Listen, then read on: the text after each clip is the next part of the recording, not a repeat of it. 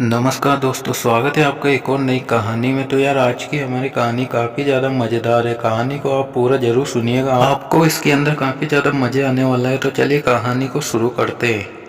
जौनपुर गांव में सभी लोग आपस में मिलजुल कर रहते थे। उसी गांव में मंगल अपने परिवार के साथ रहता था। वहाँ अपने गधे को नहला रहा था। मंगल, अरे मेरी प्यारी जमुनिया, आज तो मैं तुझे ऐसा नहलाऊंगा कि सब देखते रह जाएंगे। एकदम हीरोइन लगेगी तू। मंगल को अपनी जामुनिया से बहुत प्यार था। वहाँ उसे बड़े ही लाड प्यार से रखता, उसकी देखभाल करता और कभी भी अपने से दूर नहीं रहने देता। वहाँ उसे अपने घर में ही रखता था, उसी के साथ खाता बैठता और उसी के साथ सैर पर जाता। शीला मंगल की पत्नी थी। मंगल अगर अपने घर में होता तो शीला उसके बगल में होती और पीछे जमुनिया बंधी हुई होती। शीला, अरे क्या कर रहे हो आप? मंगल, देख नहीं रही हो हम अपनी जमुनिया के लिए फूलों की माला बना रहे हैं। शीला, भगवान ही भला करे हमारा, उसी से शादी कर लेते अगर इतना ही प्यार था उससे तो। हमारे लिए तो आज तक एक फूल भी नहीं लेकर आए और उसके लिए पूरी की पूरी माला बना रहे हो। वाह भाई वाह। मंगल, हमारी जमुनिया के बारे में कुछ मत कहो, जाओ अपना काम करो। शीला, हमें इस घर में काम करने के लिए ही तो लाए हो। सुनो, एक काम की बात बतानी है आपको। कल शहर से केसी प्रसाद नाम के किसी आदमी का फ़ोन आया था। फ़ोन पर वहाँ पिताजी का नाम ले रहा था। मंगल, क्या केसी प्रसाद? तुमने उनसे क्या कहा? शीला, मैं क्या कहती, मैंने कह दिया जब वो वहाँ घर पर होंगे तब बात करवा दूंगी। मंगल उसी समय अपने घर के टेलीफोन को उठाता है और केसी प्रसाद के घर फ़ोन लगाता है। मंगल, नमस्कार साहब, हम जौनपुर से मंगलू बोल रहे हैं। केसरी प्रसाद? मंगलू? कौन मंगलू? मंगल, अरे हम दीनानाथ के बेटे बोल रहे हैं जौनपुर से, आपको मेरा प्रणाम है। केसी प्रसाद, अच्छा तो तुम दीनानाथ के बेटे हो? हाँ हाँ, खुश रहो, खूब खुश रहो। अच्छा हाँ, मैंने कल दीनानाथ का हालचाल पूछने के लिए फ़ोन किया था। बहुत वक्त बीत गया, बात नहीं हो पाई, इसलिए कल फ़ोन किया था। कहाँ है वहाँ इस वक्त? मंगल जी, हमारे पिताजी तो पिछले साल ही स्वर्ग लोक सिधार गए थे, उन्हें एक गंभीर बीमारी हो गई थी। केसी प्रसाद, अरे अरे, यह तो बहुत दुख की बात है। उसे मैंने बहुत समय पहले देखा था, मेरी आंखों के सामने ही बड़ा हुआ था। वहाँ 25 साल तक उसने मेरे घर पर काम भी किया था। उसके बाद वहाँ गांव चला गया। मंगल जी, हाँ, पिताजी आपको भगवान स्वरूप मानते थे। दिन भर बस आपकी ही तारीफ करते रहते थे और आपके बारे में कई बातें बताते रहा करते थे। लेकिन अब पिताजी तो नहीं है, लेकिन मैं ज़रूर आपकी सेवा कर सकता हूँ। आपके बहुत एहसान है हम पर केसी प्रसाद। घर के छोटे मोटे काम है, मेरा बेटा तो विदेश में रहता है, बस इन्हीं कामों को संभालने के लिए एक नौकर की ज़रूरत थी। मंगल, आपकी मदद करना हमारा परम कर्तव्य है। आप जो कहेंगे मैं वहाँ करता रहूँगा। केसी प्रसाद, तो तुम घर आ जाओ, यहीं पर तुम्हारे खाने पीने और रहने का इंतजाम कर दूंगा। तुम्हें तनख्वाह भी अच्छी खासी दी जाएगी, केवल बस तुमको घर और घर के सदस्यों का अच्छे से ध्यान रखना होगा। मंगल, अरे ये तो मेरा सौभाग्य होगा। ठीक है, मैं आ जाऊंगा। उसके बाद मंगलू शहर जाने की अपनी पूरी तैयारी कर लेता है और अपनी पत्नी से विदा लेता है। मंगल, तुम अपना ध्यान रखना, ठीक है ना? शहर पहुँचकर हम फ़ोन कर लेंगे। और जमुनिया को लेकर निकलने लगता है। शीला, अरे इसे कहाँ लेकर जा रहे हो? इस जानवर का भला शहर में क्या काम? मंगल, अरे तुमसे कितनी बार कहा है जमुनिया को उसके नाम से बुलाया करो, मैं इसके बिना नहीं रह सकता। प्यारी जमुनिया तो मंगलू के साथ ही जाएगी। शीला, कैसे इंसान से पाला पड़ा है, जिसको साथ ले जाना चाहिए उसे तो घर छोड़े जा रहे हो और एक गधे को साथ ले जा रहे हो। मंगल, अब ज़्यादा बातें ना बनाओ, लाख दफ़ा समझाए कि बाहर जाते समय टोका मत करो, बस टुकुर टुकुर करती रहती हो। अब हटो, हमें जाने दो, वैसे भी देर हो रही है। मंगलू जमुनिया के साथ केसी प्रसाद के घर के बाहर पहुंचा। वहां गधे पर चढ़कर अंदर जाने लगता है, तभी उसे गार्ड रोकता है। गार्ड, अरे भाई रुको रुको, इस गधे पर बैठकर कहाँ घुसे जा रहे हो? कौन हो तुम? हाँ, और कहाँ जाना है? मंगल जी, हमारा नाम मंगलू है, जौनपुर से आए और ये है हमारी जमुनिया है। हमें केसी प्रसाद जी ने बुलाया है, उन्हीं के घर जा रहे हैं। गार्ड, हम कैसे मान ले कि तुम्हें सेठ जी ने बुलाया है और गधे के साथ तू अंदर नहीं जा सकता? मंगल, अरे कहाँ तो है, यह गधा नहीं हमारी जमुनिया है। तुम अपने सेठ को फ़ोन लगाओ। गार्ड तुरंत फ़ोन लगाता है। उसके बाद वहाँ गार्ड मंगल को जमुनिया के साथ अंदर जाने देता है। अंदर जाने के बाद एक घर के सामने 70 वर्षीय बूढ़ा व्यक्ति मंगल का इंतज़ार कर रहा होता है। उसे देखकर मंगल जमुनिया से उतरकर केसी प्रसाद के पैरों में गिर जाता है। केसी प्रसाद, अरे नहीं नहीं मंगलू, ये सब क्या कर रहे हो? आओ, हमारे घर में तुम्हारा स्वागत है। तुम जौनपुर से यहाँ तक गधे पर सवार होकर आ गए। मंगल साहब, ये कोई गधा नहीं, हमारी जमुनिया है। हम इसे बहुत प्यार करते हैं, हम इसके बिना नहीं रह सकते हैं। वो कहाँ है ना, गाँव में हम इसे किसके सहारे छोड़कर आते, इसलिए हम जहाँ रहेंगे वहीं हमारी जमुनिया भी रहेगी। केसी प्रसाद, ठीक है, तुम इसके साथ यहाँ रह लो, हम इसके खाने पीने का इंतजाम कर देंगे और इसके रहने का भी एक अच्छा इंतजाम कर देंगे। तभी केसी प्रसाद की बहू सोनिया घर से बाहर आती है। लेनी बहुत मॉडर्न थी और केसी प्रसाद पुराने विचारों वाले थे। केसी प्रसाद के बेटे ने सोनिया से प्रेम विवाह किया था और सोनिया केसी प्रसाद की बिल्कुल भी इज्जत नहीं करती थी। केसी प्रसाद, आओ सोनिया आओ, यह मंगलू है, कल रात में इसी के बारे में बता रहा था। यह हमारे बहुत ही विश्वसनीय दीनानाथ का बेटा है जो घर के कामों में तुम्हारी मदद करेगा। सोनिया, अरे बुड्ढे, यह सब काम तुम्हारा है, नौकर चाकर तू ही संभाला कर, मेरे पास और भी बहुत काम है नौकरों से मिलने के अलावा। मंगल को सोनिया का इस तरह का व्यवहार अच्छा नहीं लगता। केसी प्रसाद भी अपनी नज़रों को झुका लेते, तभी सोनिया की नज़र जमुनिया पर पड़ती है। सोनिया, यह गंदा सा घोड़ा किसका है? मंगल, नहीं नहीं मेम साहब, ये घोड़ा नहीं, ये तो हमारी प्यारी जमुनिया है। सोनिया, पता नहीं, आज तक तो मैंने किसी जानवर का ऐसा नाम नहीं सुना। व्हाट एवर, इसे तुम मुझसे और मेरे घर से दूर ही रखना। सोनिया मंगल और जमुनिया को देखकर आंखें घुमाती है। जमुनिया भी सोनिया को देखकर उबकाती है।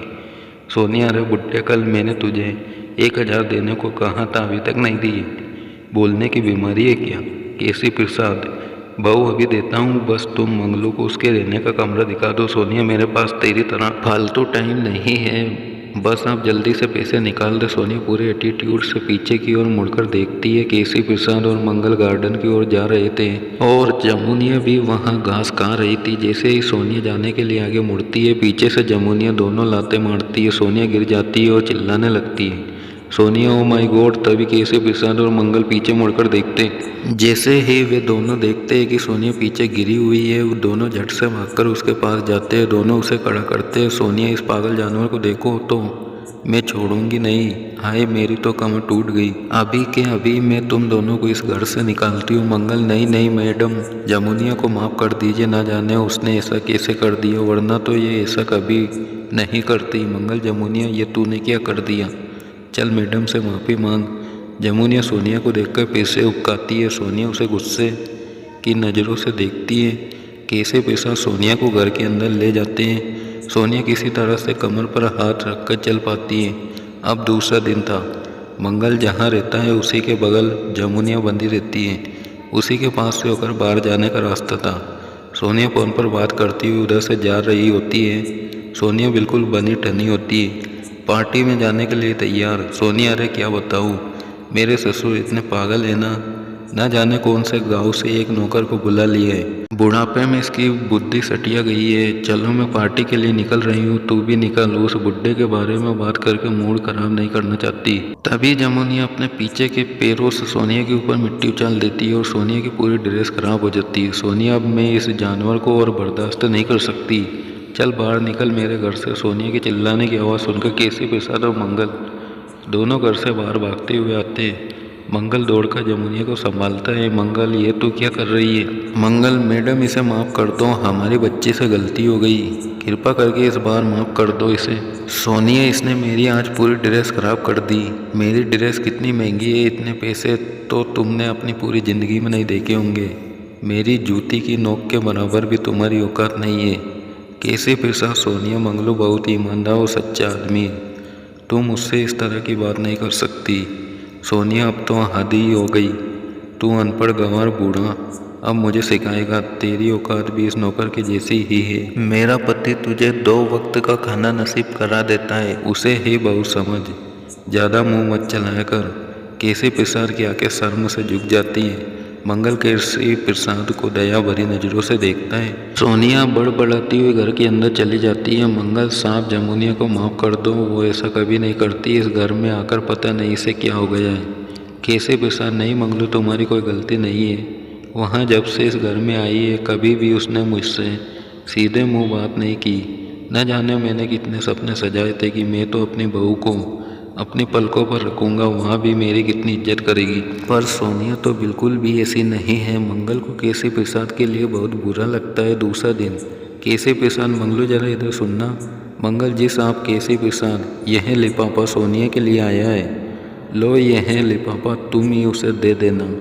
मंगल जी साहब। मंगलू वहाँ लिफाफा ले लेता है और उसे लेकर सोनिया को देने जा ही रहा होता है, तभी उसकी नज़र जमुनिया पर पड़ती है। मंगल, अरे जमुनिया का तो खाने का वक्त हो गया है, जल्दी से मैं जमुनिया को कुछ खाने को दे देता हूँ, नहीं तो वह नाराज हो जाएगी। उसके बाद मैं यह लिफाफा सोनिया मैडम को दे आऊँगा। वहाँ उस लिफाफे को एक टेबल पर रख देता है जो जमुनिया के पास ही रखी थी, और वहाँ जमुनिया के लिए चारा लेने चला जाता है। जैसे ही वहाँ चारा लेकर लौटता है तो वहाँ देखता है कि जमुनिया उसी लिफाफे को चबा रही थी जो मंगलू सोनिया को देने को जाना था। मंगल, हाय रे दैया, ये क्या हो गया? जमुनिया, ये तूने क्या कर दिया? हाय राम, अब हम क्या करें? वहाँ चारे को एक तरफ फेंकता है और जमुनिया के मुंह से उस बचे हुए आधे लिफाफे को खींच लेता है, लेकिन तब तक जमुनिया आधे से ज़्यादा लिफाफा चबा चुकी थी। यह देखकर मंगलू चिंता में आ जाता है और सोचने लगता है कि अब तो उसकी नौकरी गई। अपने पिताजी की कमाई हुई सारी इज्जत आज डुबा दी। तभी पीछे से सोनिया आवाज लगाती है, सोनिया, है यू, बुड्ढे ने कहा है कि मेरे सारे लेटर्स उसने तुझे दे दिए। कहाँ है मेरे लेटर्स? जल्दी दो मुझे, बहुत जरूरी लेटर्स है। मंगल के हाथ में केवल वही फटा हुआ लिफाफा था। सोनिया थोड़े आगे आती है और फिर से कहती है, यू, तुम्हें सुनाई नहीं देता क्या? तभी सोनिया की नज़र मंगलू के हाथ में रखे फटे हुए लेटर पर जाती है। उसकी आंखें फटी की फटी रह जाती है। वहाँ बहुत जोर से चिल्लाती है। केसरी प्रसाद भी वहाँ पहुँच जाते हैं। केसरी प्रसाद, क्या हुआ सोनिया बेटी? लेटर में क्या लिखा था? सोनिया, लेटर, माई फूड, पहले क्या एक बुट्टा कम था इस घर में जो अपने जैसा एक और बुला लिया। बस अब बहुत हो गया। अब ना तो यह बुड्ढा ही इस घर में रहेगा और ना ही उसके चेले। इन दो कौड़ी के लोगों की वजह से मेरा बना बनाया काम बिगड़ गया। यह सभी लेटर्स लंदन की एक कंपनी से आए हुए थे। कितना बड़ा ऑफर था मेरे लिए। केसरी प्रसाद, बहु गलती हो गई है, माफ़ कर दो, शांत हो जाओ। सोनिया, तुम अपना बोरिया बिस्तर बांध लो और यहाँ से जाओ। साहिल को मैं संभाल लूँगी। तुम लोग अभी के अभी इस घर से निकलो। केसरी प्रसाद और मंगल घर छोड़कर जाने लगते हैं और एक रोड के किनारे रह रहे होते हैं। केसरी प्रसाद की तबीयत बहुत खराब थी। मंगलू के पास अब कोई भी चारा नहीं था। मंगल, क्या करूं अब? मालिक की तबीयत भी साथ नहीं दे रही। इस शहर में तो मैं किसी को जानता ही नहीं हूँ। पता नहीं इस मुसीबत से कैसे पाल लगेंगे। मदद करो भगवान। मालिक, आप चिंता न करें, कुछ न कुछ हल जरूर मिल जाएगा। मंगल, अरे जमुनिया कहाँ गई? मंगल जमुनिया को ढूंढने की पूरी कोशिश करता है, पर वहाँ कहीं नहीं मिल रही होती।